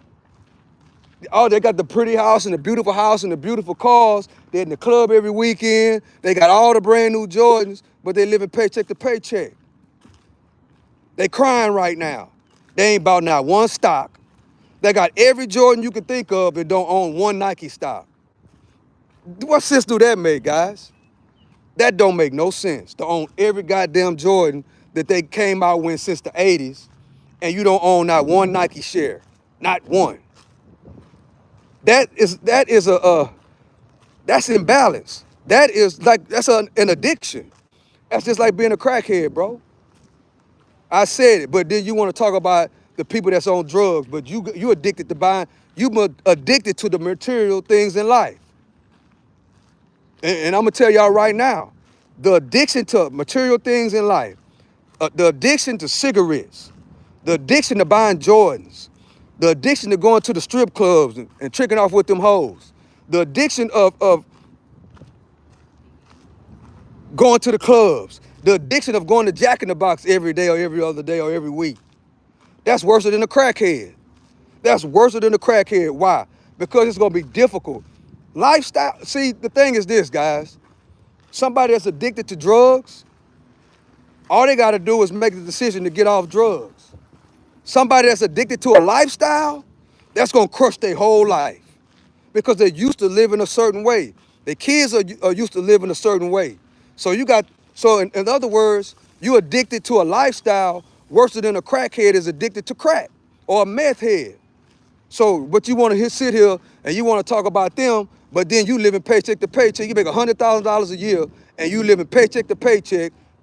Come on, man, that's an addiction. But you don't want to get rid of the glamour and gloom. You don't want to move out of the big house. You don't want to let the car go back that you owe $700 a month on every single month. You don't want to let the house go. Your house no $5,000 a month. You only get 10. Your house no $5,000 a month. You got 3 cars. You got 3 car notes. Every last one of them car notes is $750 a piece. So by the time you pay that and that, guess what? You $8,000. You only got $2,000 left out of your check. Then what? You got to buy cable. You got to have every phone. You got to have Netflix and every damn thing that they got as far as this internet shit. You got to have all that. And then you got to use your credit cards to play catch up. That's an addiction. A lifestyle addiction is worse than a crackhead. I said it. A lifestyle addiction is worse than a crackhead, bro. You might as well be smoking crack. And it's gonna be harder for you. That's another thing. It's easier for a crackhead it's easier for a junkie to get off drugs than it is for somebody that's addicted to a lifestyle. It's people that kill themselves behind their lifestyle.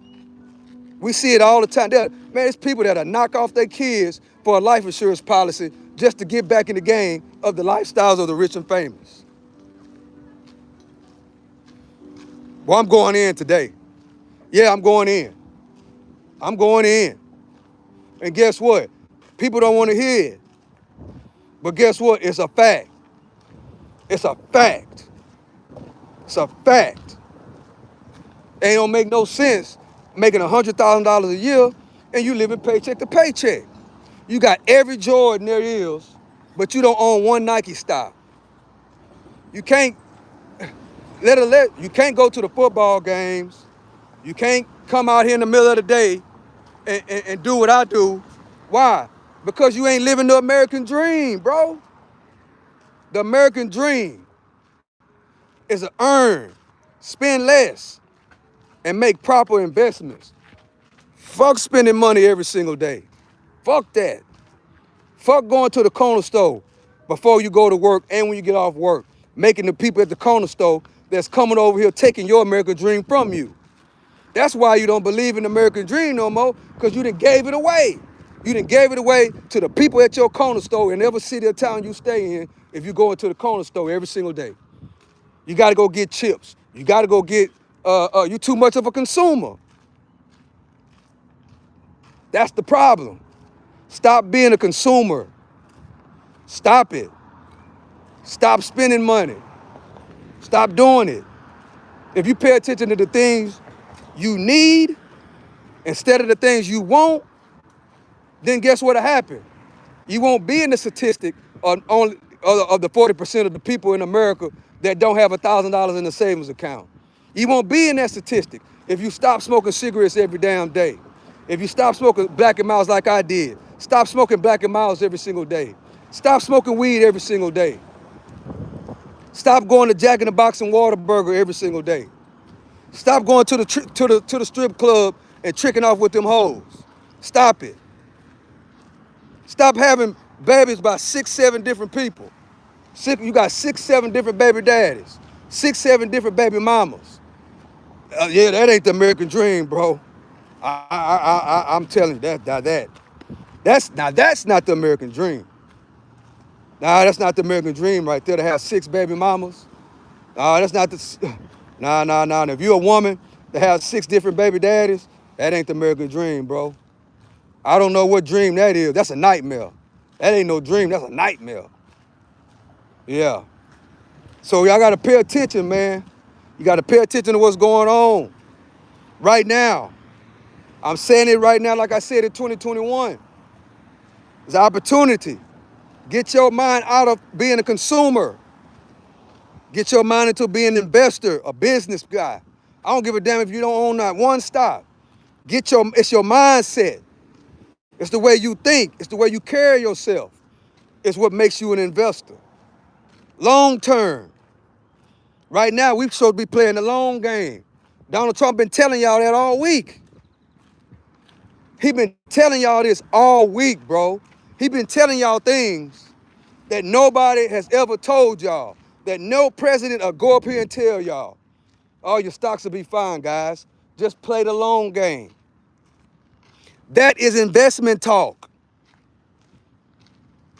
That is financial literacy talk, guys. Please listen. That is financial literacy talk. He's giving you financial literacy literally every day. Elon Musk, they're giving you financial literacy. They're giving you financial planning. They're giving you political science, which is politics. They're giving it all to you in one whop. The Doge program. You know exactly what that is? Department of Government Efficiency. In other words, we living like the Joneses, and we need to, look, baby, look, we got to cut all this down. I make $10,000 a month. We spending 8. I'm using the credit cards, right, to pay off the bills till we get the next check. Look, baby, we got to do some home efficiency, meaning that that car got to go back. We ain't gonna have. We got 5 of us in this house. We got 3 kids. Each kid is not gonna can't have a phone no more. The kids gonna have 1 phone. There's no reason for 3 kids to have 3 phones and they all go to the same school. No, we're gonna have 1 phone. They can have 1 phone. I got a phone, you got a phone. The house phone gotta go. The YouTube TV gotta go. That car gotta go. Matter of fact, I can't pay this $5,000 a month no more. This house gotta be for sale. We're gonna sell the house.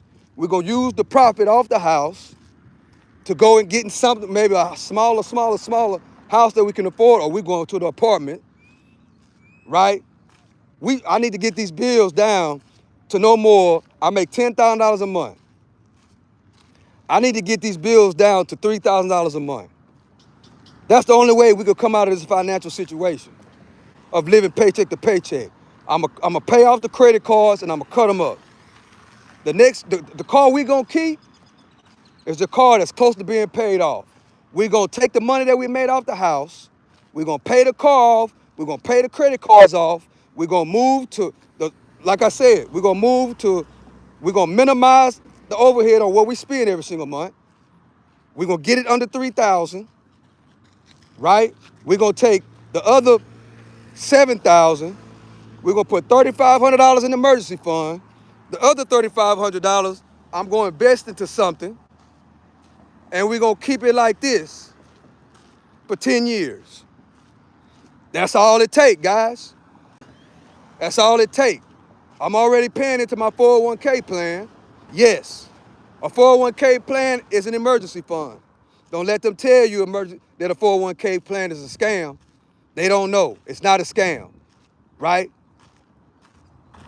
Quit trying to figure out the negative things. We want to figure out the reason why the company is matching. Bro, if you work for me, right, you're a good worker, right? I'm finna explain match. I'm finna explain why companies match the 401k plan. If I own a company, I'm a retired truck driver.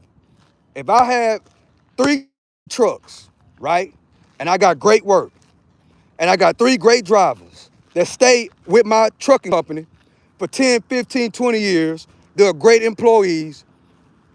Guys, bro, a match on a 401k plan is basically an incentive for you being a good worker. It's a bonus, bro. That's exactly what it is. But we're so caught up in this negativity, which is a shame to me, that somebody would think that a 401k plan would question a company match on a 401k plan. That's what that negativity do to our mind, guys. It had you all messed up in the head, bro.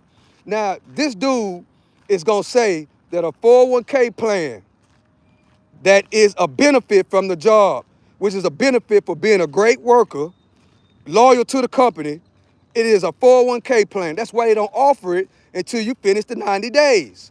It is a benefit, right, for being a good worker and being loyal. It's a bonus. So that's how you know these dudes' minds are mixed up, bro. It's a sad situation. Why would I think that a 401k plan, why would I think that a 401k plan that is something fishy about my company matching my 401k plan? Just think about that. Why would I think there's something funny about that? Like it's a scam because the company is offering a match on a 401k bonus. That is part of a retirement plan. That's what's called benefits. That's what you get for joining a company and being a great worker and a great employee. And most importantly, you're being loyal to the company and to the business. You're making the business a whole lot of money. For me, as a retired truck driver that owned my own truck, for me to have somebody drive it who I can trust, I only know you, I trust you, and I like you, and and we got a good business relationship, right? And you made me a lot of money. Of course, I'm gonna give you bonuses. Look, I got great medical benefits. I got great 401k plan. Whatever you put in, I'm gonna match it. Why? Because that is a bonus incentive for being a loyal worker to the company after you pass up the 90-day probation period. That's retirement. That's how you can retire at 20 years old. I mean at 40, at 50 years old, or 40. At 2025, it should be simple for you guys to retire. Especially these days, easy. With crypto and all these things that they got going on. Education is power. Education is powerful. You just got to apply it, bro. You got to be willing to learn it, and you got to be able to apply it, and you have to do the main thing. Watch the company you keep and keep that negative stuff out of your mind. That's the only reason why a person could think that a 401k plan is a scam. Because the company that you keep is all negative. So everybody is suspect if you hanging around a whole bunch of cutthroats. That's just life. That's why they say you gotta pick your circle wisely. You gotta watch who you hang around with because the stuff will corrupt your mind. And that's just what it is, guys. So I've been on here long enough. I hope y'all listening. Listen to it again. If I struck your nerve, man, don't worry, bro. I'm just trying to give you the game and the knowledge from an OG perspective, a real OG perspective that's really putting it down. That done been there and done that, and I want to see y'all win. I want to see everybody win. It's 2025, bro. It's time to put the boots on the ground, and it's time to get the rocking and rolling. Not just for you, but for your kids and your family. That's what the 401k plan is for, guys. It is a retirement plan. That way, when you get 70, 80 years old, you'll be able to take care of yourself financially and to be able to pass it on so you won't be a burden to your kids. So with that being said, this is the one and only Stock Sniper. I love it. I appreciate y'all. Guess what? I might go live later because I'm feeling myself. I'm out.